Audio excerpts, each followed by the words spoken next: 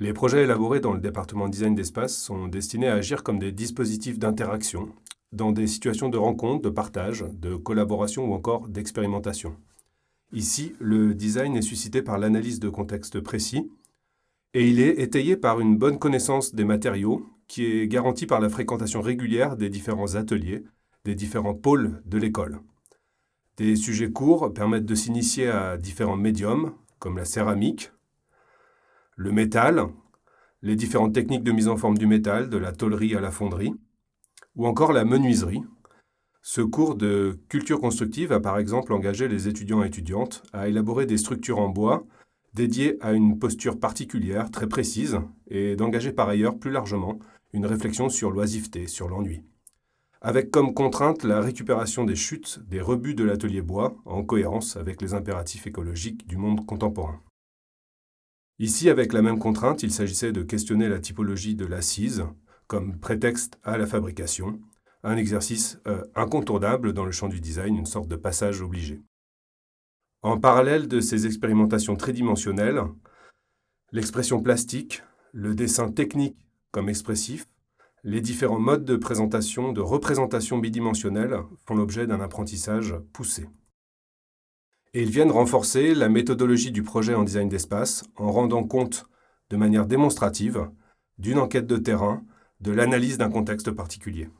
Comme ici, lors de l'atelier La ville affamée mené par la designer invitée Chloé Adelheim autour des modes d'approvisionnement en nourriture de la ville de Lyon, des recherches cartographiques permettent de déterminer la juste échelle d'une proposition, des représentations du terrain plus personnelles, plus subjectives, viennent renforcer le positionnement à la fois plastique et éthique, politique, d'un projet. Des séquences d'images permettent d'affiner la scénarisation, le déploiement d'un projet dans le temps. Enfin, l'apprentissage de modes de représentation plus codifiés, plus normés, permettent d'engager le dialogue avec des fabricants, des techniciens et des techniciennes spécialisés, afin de mettre en œuvre des maquettes soignées et même des prototypes fonctionnels. Ici, un séparateur d'espace né d'une recherche autour du module du système d'objets, dessiné et fabriqué avec des outils numériques. L'école est d'ailleurs dotée d'un laboratoire de recherche dédié à la culture numérique, le labo NRV, un grand allié du département design. Bonjour, je m'appelle Jules, je suis en 3e année design d'espace et aujourd'hui je vais vous parler de mon approche du dessin. La thématique principale, c'est la question du paysage industriel. J'ai d'abord commencé cette approche par de la photo. Donc ça a été beaucoup de prises photographiques de paysages industriels, plus particulièrement dans l'aire urbaine de Lyon, mais aussi ailleurs. L'approche du dessin sur cette thématique, elle m'intéresse parce qu'elle me permet de m'approprier ces espaces qui sont souvent des espaces entre guillemets hostiles, opacifiés, qui nous met à distance et qui met à distance notre rapport à les infrastructures liées à notre mode d'habitation. Donc ce dessin, il me permet d'apporter une sensibilité particulière à ces espaces-là, cette sensibilité qui va prendre forme sous une narration. Une narration que je mets en page dans un travail d'édition et qui parfois se mélange avec des montages photographiques que je réalise de ces espaces-là, avec des détourages. Et j'entends prochainement peut-être ajouter du texte à ces éditions-là.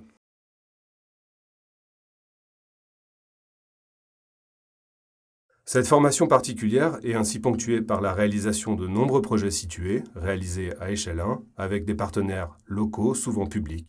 Le maillage lyonnais est assez dense. On peut citer le Festival des Nuits Sonores, avec ici un projet de micro-architecture gonflable, ou encore l'aménagement provisoire d'un amphithéâtre romain. On peut également citer nos voisins directs, les Subsistances, et le Conservatoire national supérieur de musique et de danse de Lyon, qui offre de riches collaborations autour du design sonore. L'ancien site de l'école des Beaux-Arts, qui, avant sa reconversion, a pu être investi à très grande échelle par les étudiants et étudiantes de la section design, et bien sûr la Fête des Lumières, un partenaire qui permet la transmission de connaissances poussées dans le domaine de l'éclairage. Dans une temporalité plus brève, plus compacte, mais non moins stimulante, des workshops permettent d'aborder des enjeux ou des matériaux très précis, comme le workshop Transcender l'espace public par la couleur, proposé par l'architecte et designer Sarah Deguy, comme le workshop Paille et plâtre, animé par l'artiste Emmanuel Louis Grand, ou encore le workshop Shelter, mené par les designers Alice Bletton et Jonathan Roditi, qui a été amorcé par des expérimentations très rudimentaires, très basiques, à partir d'un nombre réduit de semi-produits, et qui s'est achevé, après seulement quelques jours de travail, une semaine à peine, par l'exposition de prototypes aboutis, liés à des problématiques précises, et mis en situation, parfois de manière très audacieuse.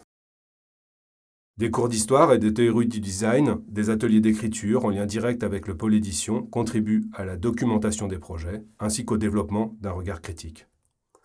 Afin d'affirmer toujours plus son ancrage dans le réel et le temps présent, notre formation est également ponctuée par la participation à des concours internationaux, le concours Minnie Mouse par exemple, lancé par la Cité de l'Architecture et du Patrimoine de Paris. Des visites d'entreprise sont régulièrement organisées afin d'aller à la rencontre de partenaires industriels locaux, comme l'entreprise de découpe métal Noël Métal à Villefranche, comme l'entreprise d'éclairage WEF Lumière à Satolas. Des voyages d'études permettent aux étudiants et étudiantes de prendre part à l'actualité des expositions de design, en se rendant par exemple à la Cité du Design à Saint-Étienne, à la Maison de la Céramique à Dieulefit, en allant à la rencontre de créateurs et de créatrices, en visitant leur atelier, comme ici celui de Julia Hutto, céramiste spécialisée dans l'extrusion de la terre. La formation est ponctuée par des bilans qui permettent aux étudiants et étudiantes de déployer leur travail dans l'espace, de le défendre à travers un discours construit, et donc de valider progressivement leurs acquis auprès de l'équipe pédagogique. Elle se conclut par la soutenance du Diplôme national d'art, le DNA, mention design d'espace, en présence de 2 invités extérieurs, 2 personnalités du design contemporain.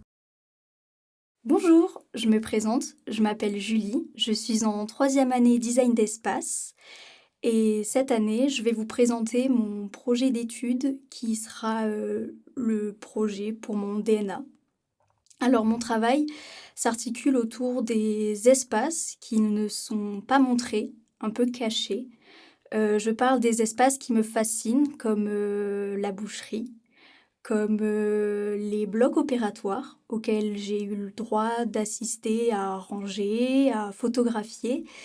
Et dans ces captations, en fait, je cherche cette poésie de la chair, du corps, et j'essaye, par le biais du textile et de l'acier, de créer des échantillons. En tout cas, c'est plus une expérimentation à voir comment je peux créer des matières lubrifiantes, des matières qui ressemblent à des ossatures, à un corps.